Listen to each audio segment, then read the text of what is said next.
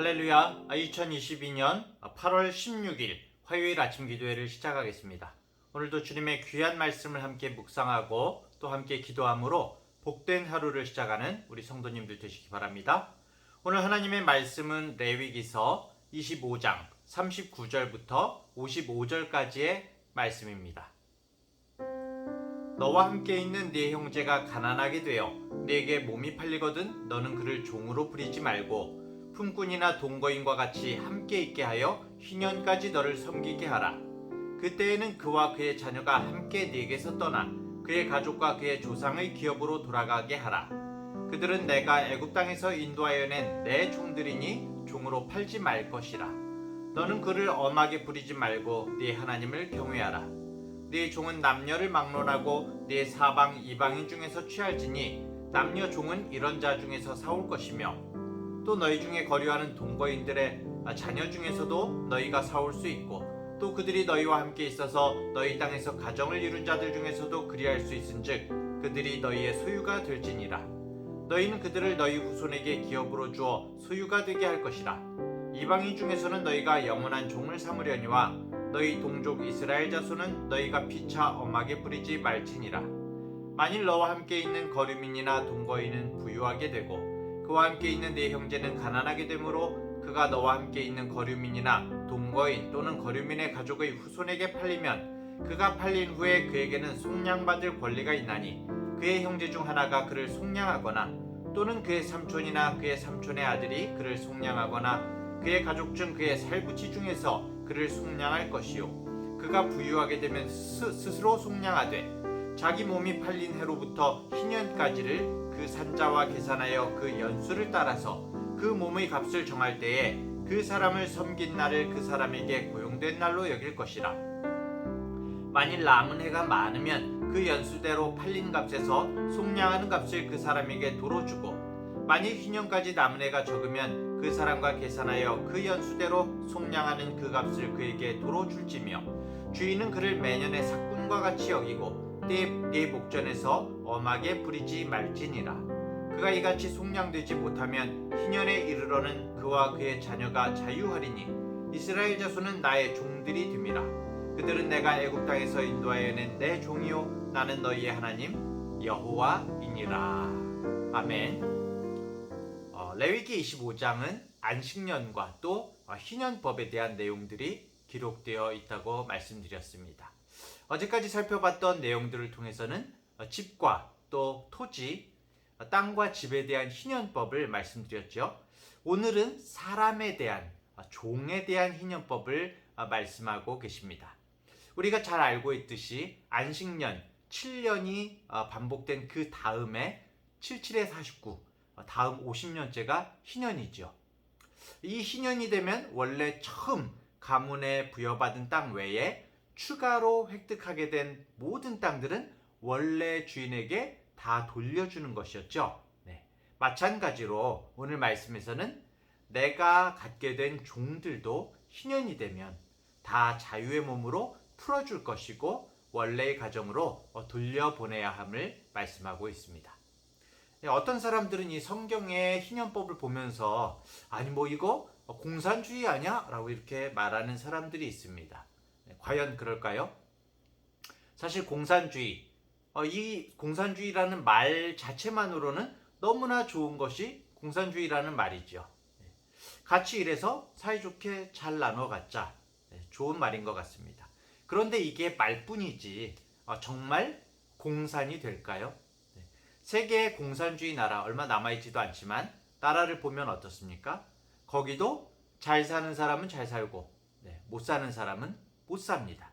공산주의 나라에서도 소수의 사람에게 부가 편중이 되고 권력이 독점되므로 대다수의 사람들은 가난과 고통을 당하게 되는 것이 너무나 뻔한 모습인 겁니다. 결국 죄악된 사람의 문제인 것이죠. 무슨 주의 아무리 강조해도 사람이 바뀌지 않으면 아무 소용이 없는 것입니다. 이미 인류 역사를 통해서 이것이 증명되었고 공산주의를 경험한 많은 국가들이 어떻게 보면 극심한 부패에 힘들게 되었던 것을 우리는 보게 됩니다. 자본주의도 마찬가지죠. 자본주의도 인간의 죄성으로 인해서 수많은 한계와 문제점들이 나타나고 있습니다. 문제는 인간의 죄성인 것이죠. 창세기에 보면 하나님께서 아담과 하와를 창조하셨지만 범죄한 이들은 에덴 동산에서 쫓겨나게 되죠. 그 이후에 이들을 통해서 가인과 아벨이 태어나게 됩니다. 문제는 가인이 어떻습니까? 예배드리는 문제로 동생 아벨을 죽이면서 인간의 역사는 죽고 죽이는 역사가 시작이 되게 되죠.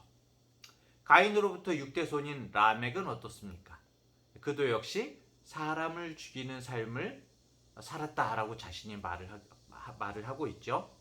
이 가인의 족보를 보면서 성경은 우리에게 무엇을 보여주는가 하면은 죽고 죽이는 역사, 강한 자는 살아남고 약한 자는 죽게 되는 약육강식의 역사, 이것이 바로 자기가 주인 되어 있고 자기가 왕이 되어 있는 사람의 역사이다 라는 것을 이 짧은 가인의 족보를 통해서 우리에게 보여주고 계시는 것입니다. 강한 자는 점점 강하게 되고 약한 자는 점점 약해지는 이런 세상의 구조는 죄로 인한 구조입니다. 사람의 선함이나 사람의 도덕과 윤리를 통해서는 이 세상이 절대로 하나님의 아름다움에 이를 수 없음을 우리에게 보여주는 것이죠. 하지만 오늘 본문 가운데서 하나님은 하나님의 백성들에게 말씀하고 계십니다. 이 희년의 제도로 사람을 중히 여기고 아끼는 그 하나님 나라의 정신을 말씀하고 계시는 것이죠. 정말 하나님께서 기뻐하시는 것이 무엇인지, 우리가 돌아가야 하는 방향성이 무엇인지를 말씀하고 계신 것입니다. 개인이 해결할 수 없었던 가난과 자유의 문제를 공동체, 이스라엘 공동체에게 책임지게 하시는 긍휼의 명령인 것이죠. 물론 하나님께서 말씀으로 주신 이 제도 잘 지켜졌을까요? 이 제도 자체를 구약의 이스라엘은 제대로 지켜내지 못했습니다. 그들은 하나님을 왕이요 주인이라고 입으로는 말을 했지만 결국 이들도 자기 자신이 왕이 되고 주인이 되는 그 한계를 벗어나지 못했던 것이죠. 그리고 그 모습은 지금의 우리의 모습에서도 종종 나타나곤 하는 모습인 것입니다. 이 구약의 이스라엘의 모습을 보면서 우리 자신을 사실은 돌아봐야 합니다. 이 모습이 내 모습이 아닌가 하는 그런 회개하는 시간을 갖게 되는 것이죠. 혹시 많은 우리가 성경적 지식을 가지고 있고 오랜 신앙의 연륜을 자랑하고는 있지만 우리의 삶을 통해서 예수 그리스도의 향기를 보여주지 못하는 우리의 모습은 아닌가. 우리가 어떤 수많은 말씀에 대한 토론과 나눔은 있지만 정작 삶의 현장 가운데에서 그리스도인 된 삶, 하나님의 긍휼의 마음 없이 살아가는 우리 삶의 모습이 아닌가. 정말 하나님의 찔림을 우리 가운데 이 말씀을 통해서 보여주고 계신 것이죠. 오늘 희년의 이 제도를 통해서 하나님이 우리에게 말씀하십니다.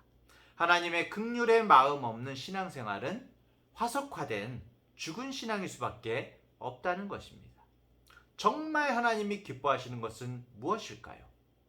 하나님의 긍휼을 받은, 하나님의 사랑을 먼저 받은 하나님의 백성들의 삶의 모습은 긍휼을 흘려보내는 삶이어야 한다는 것입니다.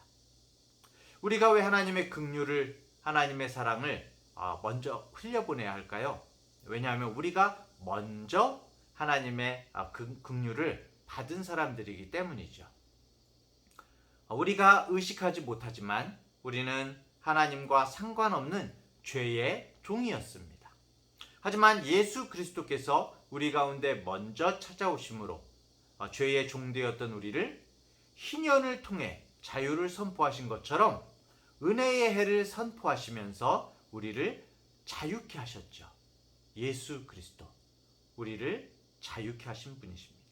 누가복음 4장 18절 19절을 보면 예수님께서 나사렛 회당에 들어가셔서 성경을 읽으셨던 그 말씀, 예수님께서 왜 이 땅에 오셨는지를 말씀하시는 부분이죠. 주의 성령이 내게 임하셨으니 이는 가난한 자에게 복음을 전하게 하시려고 내게 기름을 부으시고 나를 보내사 포로된 자에게 자유를, 눈먼 자에게 다시 보게 함을 전파하며 눌린 자를 자유롭게 하고 주의 은혜의 해를 전파하게 하려 하심이라 하였더라. 예수님이 이 땅에 오신 이유는 가난한 자들에게 복음을 전하려고 오셨다는 것입니다. 뿐만 아니라 눌린 자를 자유케 하시고 죄의 포로가 된 자들을 자유케 하시려고 이 땅에 오셨다라고 말씀하십니다. 19절에 뭐라고 말씀하십니까? 주의 은혜의 해를 선포하게 하심이라. 주의 은혜의 해, 바로 희년이죠. 이 은혜의 해를 선포하심으로 말미암아 영적으로 죄의 노예가 되고 정말 살아날 수 있는 가능성이라고는 없었던 우리를 예수 그리스도께서 자유케 하셨다라고 말씀하시는 것입니다. 절대 자유케 될 수 없었던 우리를 예수 그리스도께서 자유케 하셨습니다. 너희는 먼저 하나님의 놀라운 긍휼을 입은 자다라고 말씀하시는 것이죠. 사랑하는 대학교의 성도 여러분, 그리고 SCM의 지체 여러분, 오늘 말씀을 보면서 우리가 그 하나님의 긍휼의 마음을 갖기를 원합니다. 우리 중에 남들보다 좀 더 많은 부를 가지고 있는 사람이 있다면 하나님께서 이것을 나에게 맡기셨구나라는 것을 기억하면서 이것을 하나님 앞에서 어떻게 사용할까 고민하는 이 아침이 되시기를 바라고요. 또 내가 상대적으로 빈곤하고 어려운 상황 가운데 있는 분들은 내가 이런 상황 가운데 있기 때문에 좌절과 원망의 자리에 머물러만 있는 것이 아니라 하나님께서 내 인생의 주인 되신다, 하나님께서 내 삶을 책임지신다라는 그런 고백으로 오늘 다시 한번 하나님에 대한 소망으로 회복하는 이 아침 되시기를 기도합니다. 우리의 삶을 통해서 예수 그리스도의 긍휼을 닮은 삶을 살아내시기를 소망합니다. 우리의 삶을 통해서 정말 모든 많은 사람들이 하나님은 사랑이시다라고 하더니 저 사람들을 보니까 정말 하나님은 사랑이시구나, 그런 세상의 고백을 들을 수 있는 예수 그리스도를 보여줄 수 있는 우리 모든 성도님들, 우리 교회가 되기를 간절히 소망합니다. 기도하겠습니다. 우리를 죄의 종의 신분에서 하나님의 자유의 신분으로 변화시켜 주신 주님, 주님께서 희년을 선포하시고 우리를 하나님의 아름다운 창조물로 원래의 영광스러운 자리로 되돌려 주셨음을 감사합니다. 이 은혜의 감격으로 이제는 하나님의 긍휼의 마음을 품게 하여 주옵소서. 말이 아닌 삶으로 주님을 보여주는 그런 삶을 살아낼 수 있도록 성령께서 함께하여 주시옵소서. 능력을 부어주시옵소서. 저희들에게 주님의 뜻대로 이 세상 가운데 살 수 있는 힘을 부어주시옵소서. 예수님의 이름으로 기도합니다. 아멘.